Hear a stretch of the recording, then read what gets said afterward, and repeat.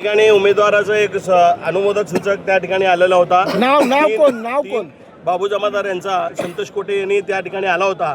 3 minute कमी असताना त्या ठिकाणी विरोधकाचे जे काय आहेत सुरेश पाटलाचे कार्यकर्ते त्या ठिकाणी सूरज पाटील आहे, बिपिन पाटील आहे, या लोकांनी त्याला आतमध्ये येऊ दिलं नाही आणि धुडकावून लावलं।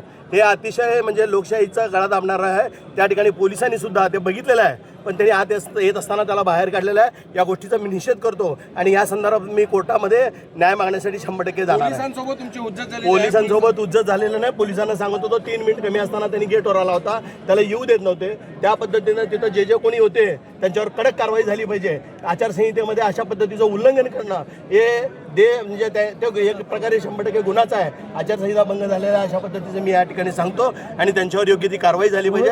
या माध्यमातून मी या ठिकाणी कोर्टामध्ये न्याय मागणार आहे। उमेदवारी मागे घेण्यासाठी ते तयार नव्हते ना, पण निघून गेले तिथून। तसं नाही आहे, तुम्ही बघितलं नाही, तुम्ही तिथं त्या ठिकाणी तुम्ही त्यांना विचारू शकता। त्यांनी फक्त विषय कसा असतंय 3च्या आतमध्ये जर तो उभारलेला असला, उमेदवार येत होता, उमेदवार येत असताना उमेदवाराला विरोध झाला तरी ते तिथं चालू शकतंय। या संदर्भात आम्ही प्रयत्न करत होतो। त्यांनी त्या ठिकाणी आलेलं असताना मेन दरवाजासमोर उभारून त्यांना धुडकावून लावण्याचा प्रयत्न केलाय।